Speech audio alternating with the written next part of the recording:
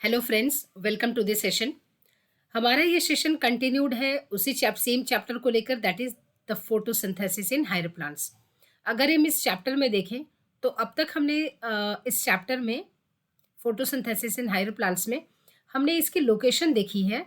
हमने इसकी early experiments पर बहुत ही डिटेल इंफॉर्मेशन का एक वीडियो बनाया है। Where does this photosynthesis takes place, that is location की बात किया है। How many pigments are involve in photosynthesis, photo system की बात की है। इसके लिए ऑलरेडी जो वीडियोस हैं वो ऑलरेडी अवेलेबल हैं। आज का जो हमारा पॉइंट ऑफ डिस्कशन होने वाला है वो है व्हाट इज लाइट रिएक्शन को लेकर। तो हम आज के डिस्कशन में हम देखेंगे कि आखिर ये लाइट रिएक्शन होती क्या है, कहाँ होती है और इसकी ज़रूरत क्या है। ये रही आपके पास ये light reaction. What is light reaction? तो सबसे पहले इसको डिटेल में इंफॉर्मेशन देखने के लिए हमें ये देखना होगा कि लाइट रिएक्शन का पर्पस क्या है।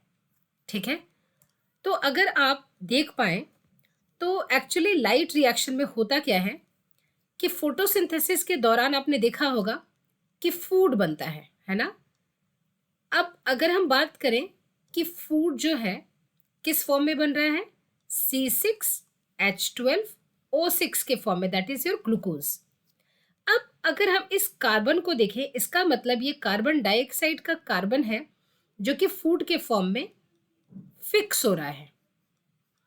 ठीक, तो ये कार्बन को इस फूड के फॉर्म में, यानी कि कार्बन डाइऑक्साइड के कार्बन को फूड के फॉर्म में फिक्स होने के लिए कुछ चेंजेस करने पड़ेंगे। आखिर इस कार्बन के, यानी कि ये जो आपका इनऑर्गेनिक कार्बन है CO2 का, इसको इस ऑर्गेनिक फॉर्म ऑफ कार्बन में फिक्स होने के लिए कौन कौन से चेंजेस करने होंगे।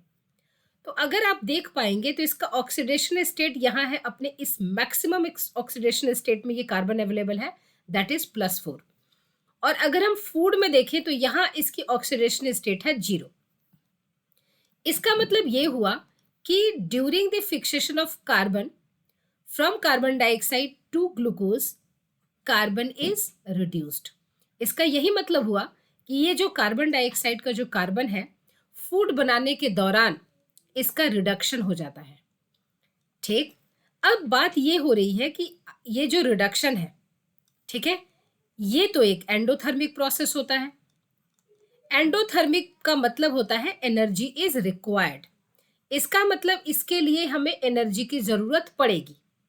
दूसरी, इस रिडक्शन को करवाने के लिए कोई रिड्यूसिंग पावर होना चाहिए, कोई रिड्यूसिंग एजेंट होना चाहिए जिसकी प्रेजेंस में ये रिडक्शन प्रोसेस होगा। यहां पर ये रिड्यूसिंग जो पावर है, रिड्यूसिंग एजेंट है, ये है एक NADPH+H+। ये एक तरह का रिड्यूस्ड कोएंजाइम्स है। ठीक है, अब एनसीईआरटी इन दोनों को कहती है कि इन दोनों को आप कहेंगे एसिमिलेटरी पावर। इसे आप क्या कहेंगे? Assimilatory power. अब बात ये हुई कि इसका मतलब ये हुआ कि फोटोसिंथेसिस करवाने के लिए, यानी कि इस फूड को बनाने के लिए हमें इन एसिमिलेटरी पावर की जरूरत पड़ेगी। ठीक है, अब ये एसिमिलेटरी पावर बनते कब है? यही एसिमिलेटरी पावर बनेंगे लाइट रिएक्शन में। यानी कि लाइट रिएक्शन का पर्पस क्या है, ये तो आई थिंक अब आपको समझ में आ गया होगा कि लाइट रिएक्शन का पर्पस है एसिमिलेटरी पावर बनाना। क्यों? क्योंकि जब तक एसिमिलेटरी पावर नहीं बनेगा तब तक आपका ये कार्बन जो है इसका फूड के फॉर्म में फिक्सेशन नहीं हो पाएगा। ठीक, और ये जो प्रोसेस है आपका फूड बनने का प्रोसेस, ये होता है कब? डार्क रिएक्शन में। अब एक चीज यहां बिल्कुल क्लियर कर लें कि डार्क रिएक्शन का मतलब ऐसा बिल्कुल भी नहीं है कि it will take place only in darkness. Dark reaction का मतलब सिर्फ इतना साफ है कि it is independent on light. Light होगी तो भी ये प्रोसेस होगा, लाइट नहीं होगी तब भी ये प्रोसेस हो सकता है। तो ये लाइट इंडिपेंडेंट है। ठीक, तो पहली पॉइंट तो आप इस डार्क से कंफ्यूज ना करें। आज का जो हमारा पॉइंट ऑफ डिस्कशन होने वाला है वो है इस लाइट रिएक्शन को लेकर, कि लाइट रिएक्शन का पर्पस आई थिंक अब आपको समझ में आ गया होगा कि लाइट रिएक्शन का पर्पस है जो भी चीजें इस कार्बन को फिक्स करने के लिए चाहिए, उस चीज को आपने क्या बोला? Assimilatory power. कौन कौन सी चीजें हैं? ATP and NADPH plus H plus. इसकी सिंथेसिस करवाना, ये पर्पस है लाइट रिएक्शन का, यानी कि to synthesize the assimilatory powers required for dark reaction. ठीक है, अब हम चलते हैं इस लाइट रिएक्शन में कि आखिर ये लाइट रिएक्शन होती कहाँ है। अब अगर आप देखें तो आपने देखा होगा लाइट रिएक्शन, और इसको आप क्या कहते हैं? Photochemical phase. ऐसा क्यों कहते हैं? क्योंकि it is totally dependent on light. Light होगी तो ये लाइट रिएक्शन होगा, नहीं होगी तो लाइट रिएक्शन का प्रोसेस नहीं होगा। सो इंक्लूडिंग लाइट एब्जॉर्प्शन, इस प्रोसेस में होता क्या क्या है इसको तो हम बाद में देखेंगे। पहले हम यहां देख रहे हैं कि आखिर इस लाइट रिएक्शन के अंदर लाइट रिएक्शन की प्रोसेस होती कहाँ है। ठीक है, सबसे पहली चीज आप इसके नाम पर जाएं, it is totally light dependent process. ये पूरी तरह से लाइट के ऊपर डिपेंडेंट है, यानी कि साफ तौर पर लाइट होगी तो ये प्रोसेस होगा, लाइट की एब्सेंस में ये प्रोसेस भी एब्सेंट होगा। दूसरी चीज, अब ये जो लाइट रिएक्शन की प्रोसेस का अगर हम लोकेशन देखना चाहें कि कहाँ हो रहा है ये, तो ये देखिए, ये रहा आपके पास ये क्लोरोप्लास्ट। क्लोरोप्लास्ट एक डबल मेम्ब्रेनल ऑर्गेनेली, ये तो बात आपको पता ही है, तभी तो ये यूकैरियोटिक सेल में प्रेजेंट है। ये है क्लोरोप्लास्ट। प्लास्टिड में आपने पढ़ा होगा, जब प्लांट के सेल्स पढ़े होंगे आपने, तो उसमें प्लास्टिड्स पढ़े होंगे। प्लास्टिड में आपने तीन तरह के प्लास्टिड्स पढ़े होंगे, क्लोरोप्लास्ट, क्रोमोप्लास्ट, ल्यूकोप्लास्ट। उसी प्लास्टिड में एक तरह का प्लास्टिड है क्लोरोप्लास्ट। क्लोरो क्योंकि इसी में आपको क्लोरोफिल पिगमेंट्स, फोटोसिंथेटिक पिगमेंट्स ये मिलेंगे। अब बात ये आई कि इस क्लोरोप्लास्ट में अगर आप देखें तो आपको मिलेंगे ये जो लैमिलीज हैं, ये ऐसे ग्रुप में अरेंज्ड होंगे जिसे आप कहते हैं, और इन ग्रुपिंग को इसको बोलते हैं, थैलाकोइड्स के स्टैक को बोलते हैं ग्राना। तो इसे आप ग्रानम बोल सकते हैं, ग्राना लैमिली भी कह सकते हैं। और एक और अगर हम ग्राना बना दें यहाँ पर स्टैक्स ऑफ थैलाकोइड को, तो ये आपस में एक दूसरे से अटैच्ड भी होते हैं। ठीक है, तो इस एक को आपने बोला ग्रैनल लैमिली या ग्रैनम। ठीक है, इस एक को आपने, इसकी एक यूनिट को आपने बोला थैलाकोइड,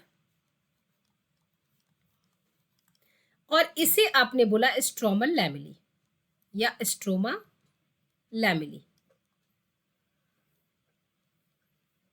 ठीक है, ये जो जेली लाइक स्ट्रक्चर है इसे आपने कहा ये स्ट्रोमा है, यहां कोई भी पिगमेंट्स नहीं मिलेंगे। अब जो पिगमेंट्स हैं वो एक्चुअली कहाँ अरेंज होंगे, तो पिगमेंट्स इस थैलाकोइड के मेम्ब्रेन में अरेंज होते हैं। ठीक है, और इस स्ट्रोमल लैमिली में भी आपको ये पिगमेंट्स मिल जाएंगे। अब चूंकि ये पिगमेंट्स आपको थैलाकोइड के मेम्ब्रेन में या स्ट्रोमा लैमिली में मिलेंगे, इसी की वजह से जो लाइट रिएक्शन की प्रोसेस भी होगी वो भी आपको थैलाकोइड के मेम्ब्रेन में एंड स्ट्रोमल लैमिली में होंगे। लेकिन स्ट्रोमा में लाइट रिएक्शन नहीं होता, स्ट्रोमा में लाइट रिएक्शन इज एब्सेंट, और स्ट्रोमा में सिर्फ और सिर्फ डार्क रिएक्शन यानी कि कार्बन का फिक्सेशन होगा। तो इसमें आप देख पाएंगे कि यहाँ सिर्फ और सिर्फ डार्क रिएक्शन होता है, लाइट रिएक्शन यहाँ पर स्ट्रोमा में एब्सेंट है। ठीक है, लाइट रिएक्शन कहाँ होगी? लाइट रिएक्शन होगी आपके स्ट्रोमा लैमिली में एंड थैलाकोइड में। नाउ अब अगर हम थैलाकोइड के मेम्ब्रेन पर देखें तो यहाँ पर हमें दिखेंगी कि इस मेम्ब्रेन में जो पिगमेंट्स हैं वो इधर उधर स्कैटर्ड नहीं होती, बल्कि ग्रुप बनाकर रहती हैं। अब ये जो ग्रुप बनाकर रहती है उन्हीं को हम कहते हैं फोटो सिस्टम। अब इसमें जो फोटो सिस्टम है, आपको फोटो सिस्टम से रिलेटेड वीडियोस ऑलरेडी हमने बना रखे हैं। इसी में होगा आपका PS1, PS2, जो फोटो सिस्टम्स होते हैं वो इसी थैलाकोइड के मेम्ब्रेन में एम्बेडेड होते हैं ग्रुप बनाकर। लेकिन स्ट्रोमा लैमिले में PS2 नहीं होता, सिर्फ और सिर्फ PS1 फोटो सिस्टम पाया जाता है। फोटो सिस्टम से रिलेटेड ऑलरेडी इस वीडियोस अवेलेबल है। नाउ इसका मतलब आपको ये बहुत ध्यान से समझना पड़ेगा PS1 PS2 कहाँ लोकेटेड है। और अब हम चलते हैं इस लाइट रिएक्शन पर कि आखिर लाइट रिएक्शन की प्रोसेस होती कैसे है। तो सबसे पहले इसके लिए आपको एक चीज समझनी होगी। यहां से हम एक थैलाकोइड की मेम्ब्रेन को कट कर रहे हैं। क्या कर रहे हैं? इस थैलाकोइड की मेम्ब्रेन को ये पीस हम कट कर रहे हैं और फिर इस पीस के बारे में हम इंफॉर्मेशन लेंगे कि आखिर यहाँ पर होता क्या है। तो अगर इस पीस को जहां हमने कट किया है इस थैलाकोइड की मेम्ब्रेन में, ठीक है, ये रही आपकी थैलाकोइड की मेम्ब्रेन, ठीक, ये रही थैलाकोइड की मेम्ब्रेन, ठीक है। जैसा कि हमने बोला कि थैलाकोइड की मेम्ब्रेन है, तो इनर साइड में आपके पास क्या है, ये जो स्पेस है इसे आपने क्या बोला, ये ल्यूमेन है। तो इसे हम क्या कहेंगे, ये है ल्यूमेन। बाहर के साइड को आपने क्या बोला था, यहाँ तो स्ट्रोमा है, तो ये है आपका स्ट्रोमा, ठीक, क्योंकि आपको लोकेशन समझना बहुत जरूरी है। अब अगर हम इस जगह पर देखें तो यहाँ पर जो आपके फोटो सिस्टम्स है वो यहाँ पर इसमें एम्बेडेड है, यानी कि थैलाकोइड के मेम्ब्रेन में है। क्योंकि ये जो पीएस है, जैसे मान लीजिए ये PS2 PS1, ठीक है, तो PS2 यहाँ पर क्या है, जो पिगमेंट्स हैं वो एम्बेडेड है इसमें, झुंड बनाकर, ग्रुप बनाकर। और हर झुंड का, हर ग्रुप का एक मेन मेंबर होता है, जैसे हम कहते हैं ग्रुप का लीडर है, उसे हम कहते हैं वो मुखिया है, ग्रुप का लीडर है। वो हमेशा कौन होगा, क्लोरोफिल ए, चाहे वो फोटो सिस्टम 2 हो चाहे वो फोटो सिस्टम 1 हो। ग्रुप का जो मेन लीडर है वो कौन होगा, क्लोरोफिल ए। इसीलिए हमने बोला कि फोटो सिस्टम का जो मेन फोटोसिंथेटिक सेंटर होता है वो क्या है, क्लोरोफिल ए। चूंकि इस फोटो सिस्टम पर ऑलरेडी हमने वीडियो बना रखा है, इसलिए यहाँ पर इसकी पूरी डिटेल इंफॉर्मेशन बतानी जरूरी नहीं है। नाउ अब हम बात करते हैं कि इसके मेम्ब्रेन में, ठीक है, यहाँ पर कुछ चीजें अटैच्ड आपको मिलेंगी, ठीक। अब अगर हम देखें तो हर फोटो सिस्टम का, चाहे वो फोटो सिस्टम 1 हो या 2 हो, ठीक, हर फोटो सिस्टम का अपना एक प्राइमरी इलेक्ट्रॉन एक्सेप्टर मॉलिक्यूल होता है, ठीक है। हर फोटो सिस्टम का अपना प्राइमरी एक इलेक्ट्रॉन एक्सेप्टर मॉलिक्यूल होता है। अब जैसे मान लीजिए ये प्राइमरी इलेक्ट्रॉन एक्सेप्टर मॉलिक्यूल है PS1 का, ठीक है, और ये प्राइमरी इलेक्ट्रॉन एक्सेप्टर मॉलिक्यूल है PS2 का।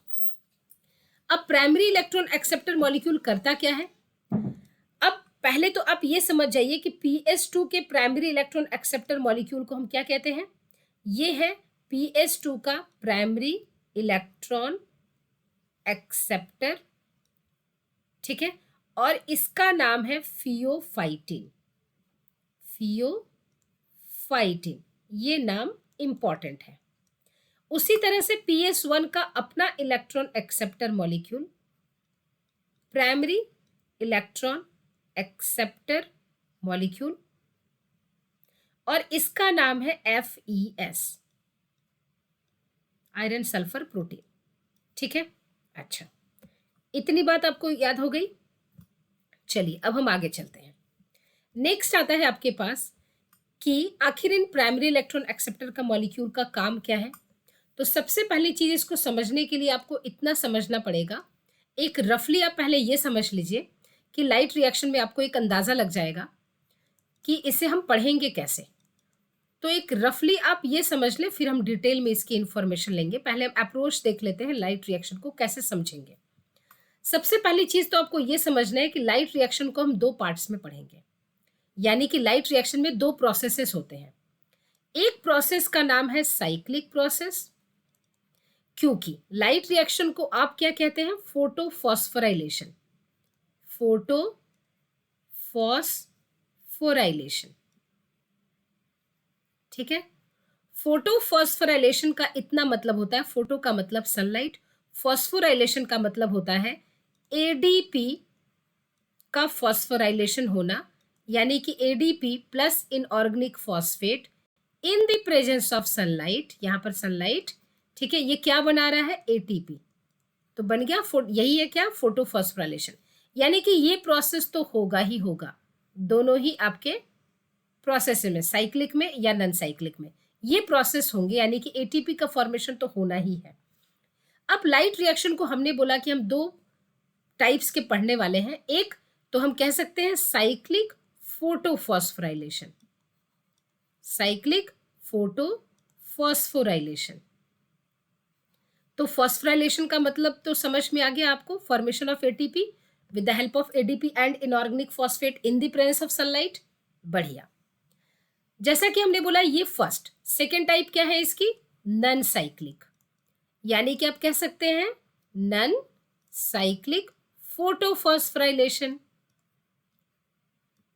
फॉस्फोराइलेशन। तो आई थिंक ये दोनों नाम तो आपको क्लियर हो गए, लेकिन क्यों ये साइक्लिक है क्यों नन साइक्लिक है, तो इसको समझने के लिए आप ये देखें। यहां पर साइक्लिक में क्या होता है, actually only photo system 1 is involve. इसको पहले आप एक लेमन तरीके से समझ लें, उसके बाद हम इसकी डिटेल इंफॉर्मेशन लेंगे तो आपको डिटेल अच्छे से समझ में आ जाएगा। यहां पर साइक्लिक में ओनली PS1 इज इन्वॉल्व। अब PS1 का मतलब आपको पता है P700, इसकी डिस्कशन हमने ऑलरेडी कर रखी है।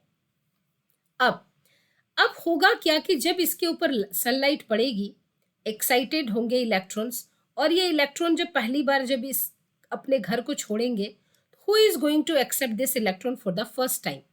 अब ये जो इलेक्ट्रॉन्स रिलीज हुए, इनको पहली बार जो लेगा यहां पर, वो PS1 का अपना प्राइमरी इलेक्ट्रॉन एक्सेप्टर मॉलिक्यूल कहलाएगा।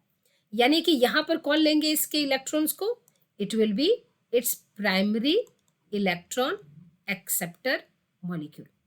ठीक, जैसा कि आपको बोला कि हर फोटो सिस्टम का अपना खुद का एक प्राइमरी इलेक्ट्रॉन एक्सेप्टर मॉलिक्यूल होता है, तो यहां पर क्या होगा, वो FeS। PS1 है ना, तो इसका क्या होगा, FeS। अब ध्यान से सुनिए, यहां पर क्या होगा कि ये जो इलेक्ट्रॉन है ना, ये यहां पर कुछ आपको देखेंगे कि कुछ कंपोनेंट्स लगे होंगे। इन कंपोनेंट्स का डिस्कशन हम बाद में करेंगे, बट ये सारे कंपोनेंट्स अपने अपने रिडॉक्स पोटेंशियल के वैल्यू के आधार पर लगे हुए हैं। ठीक, अब ये इलेक्ट्रॉन्स इन कंपोनेंट से होता हुआ, ठीक है, हम इनका नाम देखेंगे, इनसे होता हुआ ये यहां आ जाएगा, और यहां के बाद ये क्या करेगा, the same electron is coming back to PS1, same electron.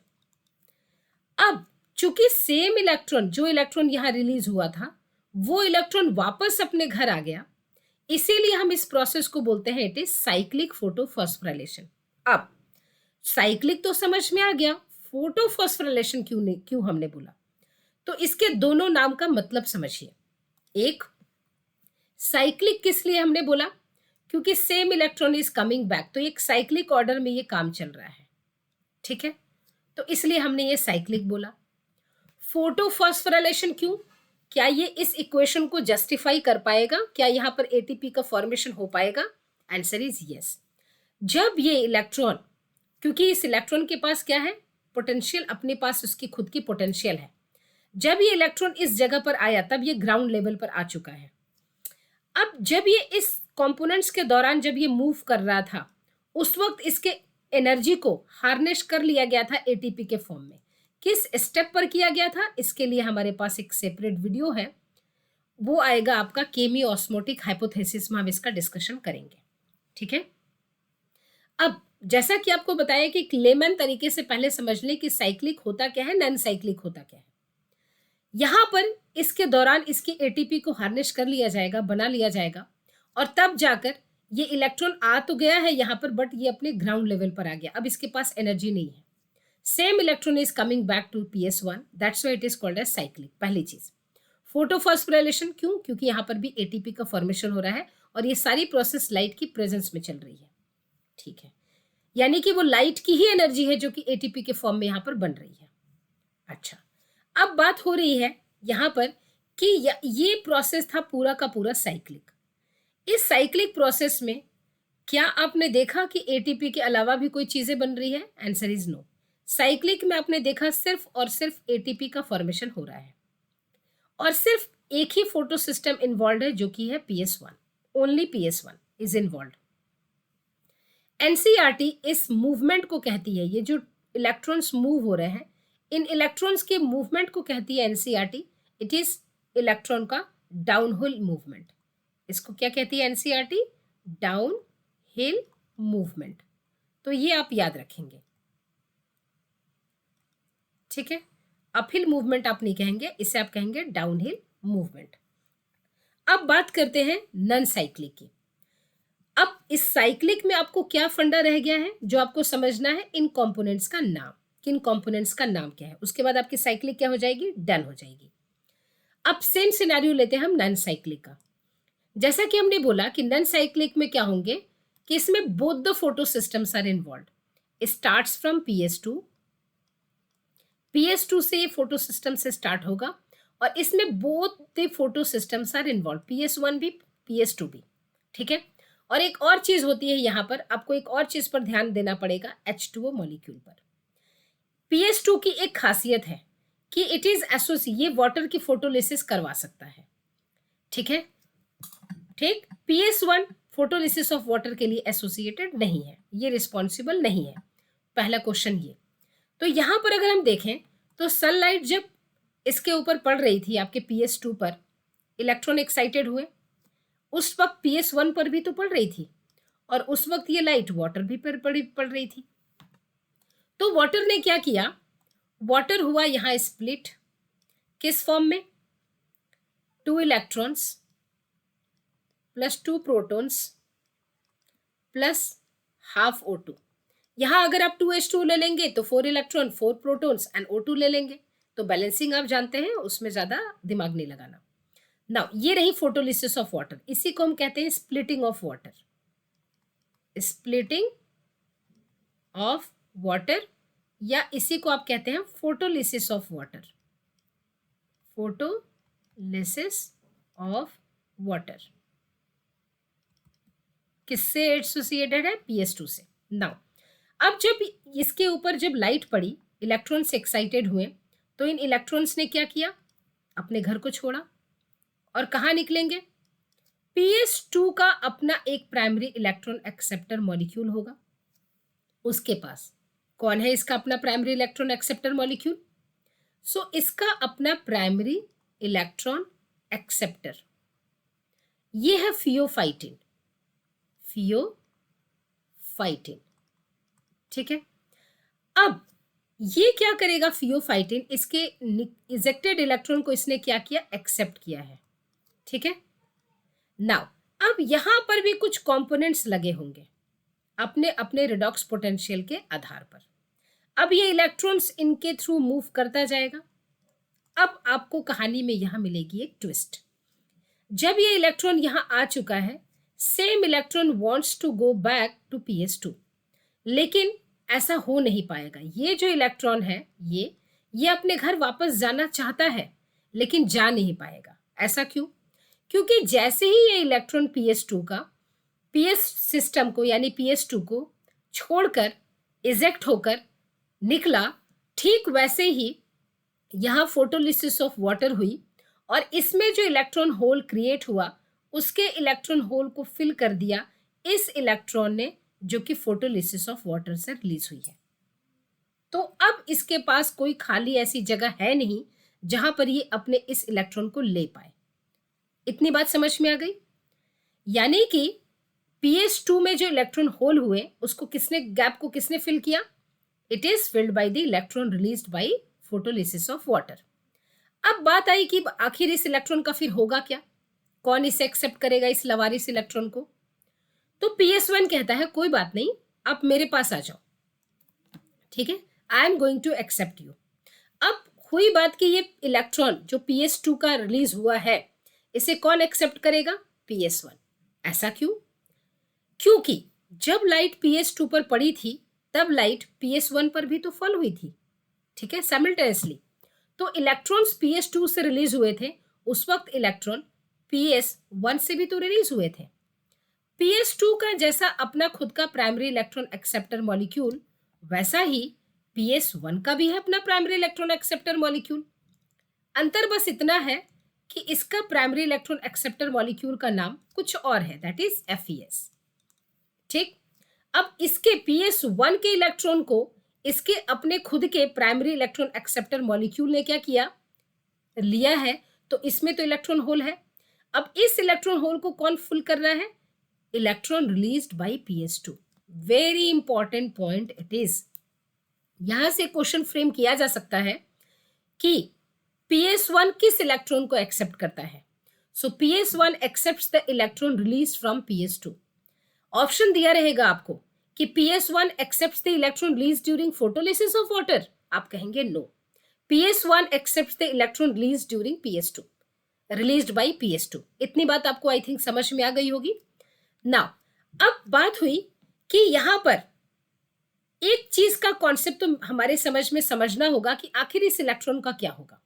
ठीक है, अब यहां पर PS1 के बाद यहां पर एक कंपोनेंट आपको देखने को मिलेगा जिसका नाम है फेरिडॉक्सिन, FD।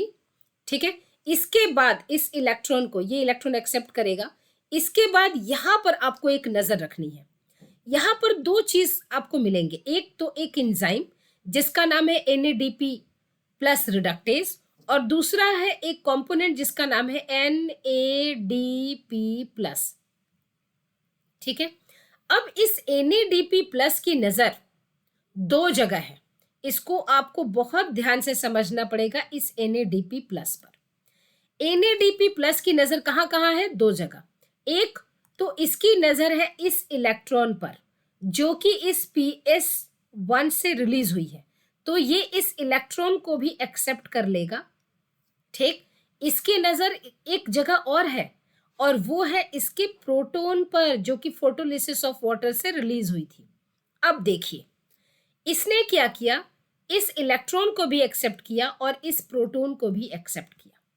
और यहां पर जो एंजाइम है जिसकी प्रेजेंस में ये सारा काम चल रहा है वो है NADP प्लस रिडक्टेज एंजाइम। अब NADP plus reductase enzyme is associated with PS1। अब बात यहां हुई कि आखिर ये इनको एक्सेप्ट करके बनाएगा क्या। तो ये क्या करेगा, यहां पर देखिए, इसके लिए हम यहां आते हैं, NADP प्लस। आपको इक्वेशन बहुत ध्यान से समझना पड़ेगा। इसने क्या एक्सेप्ट किया? दो इलेक्ट्रॉन प्लस 2 प्रोटॉन्स। क्या प्रोडक्ट बनाएगा? देखिए ध्यान से, NADP प्लस है तो एक इलेक्ट्रॉन तो इसे न्यूट्रलाइज करने में लग जाएगा, और दूसरे इलेक्ट्रॉन की वजह से इसके ऊपर नेगेटिव चार्ज आ जाएगा। उस नेगेटिव को ये प्रोटॉन जाएगा तो क्या करेगा? NADPH बनाएगा, और एक प्रोटॉन तो एज इट इज छूट जाएगा। इसीलिए हम कहते हैं NADPH plus H plus, NADPH2 नहीं कहते। ठीक है, अब बन गया आपको वह सिमिलरिटी पावर जो आपको बनाना था। अब अगर आप देखें तो यहां पर आपके पास प्रोडक्ट क्या बना, यहां पर अगर आप देख पाए तो आपको मिला NADPH प्लस H प्लस बन गया। ठीक है, इस प्रोसेस के दौरान ATP का भी फॉर्मेशन होगा, हम देखेंगे। इसका मतलब अगर हम नॉन साइक्लिक की बात करें तो नॉन साइक्लिक में आपको ATP का भी फॉर्मेशन दिखेगा, आपको NADPH प्लस H प्लस का भी फॉर्मेशन दिखेगा। यहां पर आपको ये ऑक्सीजन रिलीज हुआ है ना, वो भी बन रहा है। ठीक है, अब यहां पर जो क्वेश्चंस आएंगे उनको आप ध्यान से देखिए। अब आपका साइक्लिक एंड नॉन साइक्लिक दोनों पार्ट्स डन है, सिर्फ जानना क्या है, इन कंपोनेंट्स का नाम बस। साइक्लिक में अगर आपने देखा, ठीक है, इसको इलेबोरेट करके देख लेते हैं हम यहां पर। तो अगर हमने साइक्लिक प्रोसेस को बहुत ही डिटेल में अगर अब हम देखें कि साइक्लिक फोटोफॉस्फोराइलेशन में क्या हुआ, साइक्लिक फोटोफॉस्फोराइलेशन, इसमें हमने देखा कि यहां पर सिर्फ एक ही फोटो सिस्टम इन्वॉल्व है, PS1 ओनली। लाइट आई, फॉल हुई, इलेक्ट्रॉन्स इजेक्ट हुए, and this electron is accepted by its primary electron acceptor molecule जो कि है FeS। उसके बाद ये आया फेरिडॉक्सिन के पास। ठीक है, ठीक, उसके बाद ये आ जाएंगे नेक्स्ट कंपोनेंट के पास। ठीक है, यहां पर उसके बाद ये आ जाते हैं अपने नेक्स्ट कंपोनेंट के पास। यहां पर आपको सारी चीजें ध्यान रखनी पड़ेंगी। ठीक है, उसके बाद ये है आपके पास प्लास्टोक्यूनोन, ये है साइटोक्रोम B6F, ये है आपके पास प्लास्टोसाइनिन। ठीक है, and same electron is coming back to PS1। तो यहां पर अगर आपने देखा कि कैसे ये साइक्लिक प्रोसेस में ये काम चल रहा है। ठीक ठीक है, इसी की वजह से आपने इसे क्या बोला, साइक्लिक प्रोसेस। इस साइक्लिक प्रोसेस में आपने क्या देखा कि क्या बन रहा है, तो आपने देखा कि only one photosystem is involve, तो only PS1 is involve, only PS1 is involve. एक तो आपने ये देखा, ठीक। और यहां पर देखा आपने कि सिर्फ only ATP is formed, only ATP is formed. ये दोनों चीज आई थिंक अब आपको क्लियर हो गया होगा, ठीक है। कहाँ होता है, इसकी लोकेशन क्या है, टेक्स प्लेस इन ग्रैनल थैलाकोइड। ग्रैनल थैलाकोइड कहाँ होगा ये, ग्रैनल थैलाकोइड में, ठीक है, एंड स्ट्रोमल थैलाकोइड यानी कि स्ट्रोमल लैमिली में, स्ट्रोमा लैमिली में, ठीक। कब होगा ये कब होगा, जब लाइट है, लाइट ये मोर देन 680 नैनोमीटर की होगी, नियरली 700 नैनोमीटर की, ठीक है, तब ये जाकर होगी, क्योंकि ये PS1 है ना, और PS1 किस अराउंड काम करता है, 700 नैनोमीटर ऑफ वेवलेंथ पर, ठीक, तभी ये जाकर ये होगा। इसे आपने बोला साइक्लिक फोटोफॉस्फोराइलेशन। अच्छा, अब हमने आपको देखा यहाँ पर साइक्लिक का हमने डिस्कस किया था, डाउनहिल ट्रांसपोर्ट आपको समझ में आया। यहाँ पर एक चीज अगर आप देखें नन साइक्लिक के अंदर, तो नन साइक्लिक में अगर आप देख पाएंगे, नन साइक्लिक फोटोफॉस्फोराइलेशन,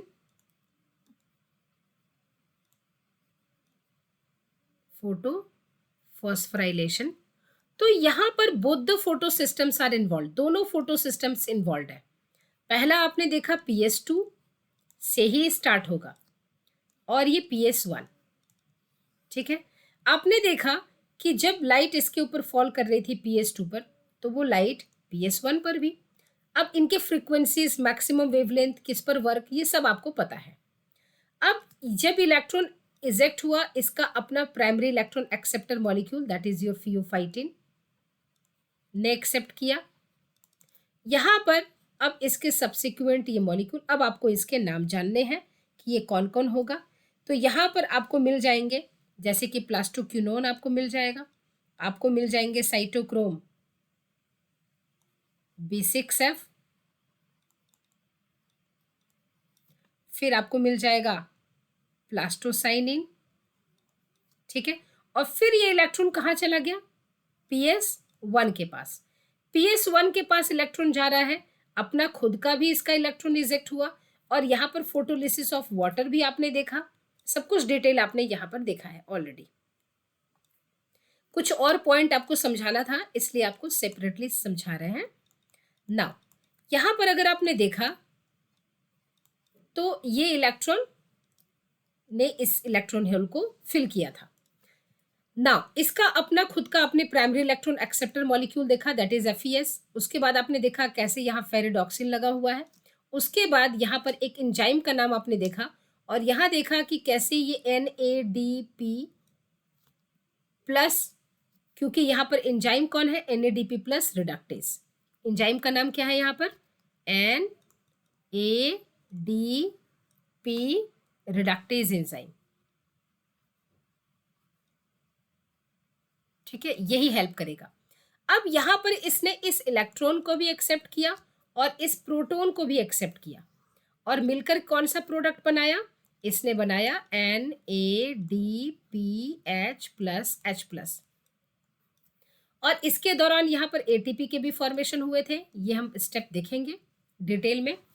तो इसका मतलब ये हुआ कि अगर हम साइक्लिक और नॉन साइक्लिक को अगर हम सेपरेट करने की कोशिश करें, तो यहाँ पर एक चीज आप देख पा रहे होंगे कि नॉन साइक्लिक इसका नाम क्यों है, क्योंकि कोई भी इलेक्ट्रॉन जहां से रिलीज हुआ वहां तो वापस नहीं आ रहा है ना। और दूसरी चीज अगर आप यहाँ देख पाए तो इससे हम कहते हैं Z स्कीम। ये आप देख पा रहे हैं, कुछ ऐसा स्ट्रक्चर बन रहा है। अब लगता तो ये N की तरह है, बट इसे Z स्कीम के नाम से भी जाना जाता है ना। तो अगर Z स्कीम पूछा जाए तो आप कहेंगे non cyclic photophosphorylation is also called as Z scheme, ठीक ना। अब अगर हम रिलेट करना चाहें साइक्लिक को और नॉन साइक्लिक को, तो आप देख पा रहे हैं साइक्लिक कहाँ हो रही है, साइक्लिक आपकी हुई इसमें एक तो सिर्फ only photosystem 1 is involve, only ATP is formed. ये ग्रैनल में एंड स्ट्रोमल लैमेली में भी होंगे, ठीक है। और कब होगा? जब पीएस जो आपका है नैनोमीटर वो 680 से ज़्यादा होगा वेवलेंथ, तब होगा नियरली अबाउट 700।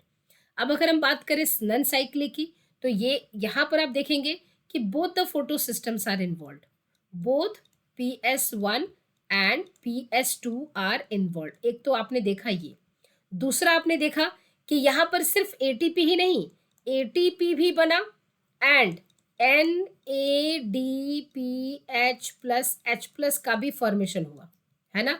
और यहाँ पर O2 का भी फॉर्मेशन हुआ, ठीक। कहाँ होगा? तो ये स्ट्रोमल लैमेले में बिल्कुल नहीं होगा। कहाँ होगा ये सिर्फ और सिर्फ ग्रैनल में होगा, ग्रैनल थैलाकोइड में, ठीक है। और एक one of the most important information is कब होगा ये? जब लाइट की इंटेंसिटी लेस देन 680 नैनोमीटर होगी, less than equal to 680 nanometer होगी वेवलेंथ, तब ये प्रोसेस होगा, ठीक है। उसमें क्या था? मोर देन, यहाँ पर क्या है? Less than. तो ये कॉन्सेप्ट आपको एक समझना पड़ेगा, ठीक है।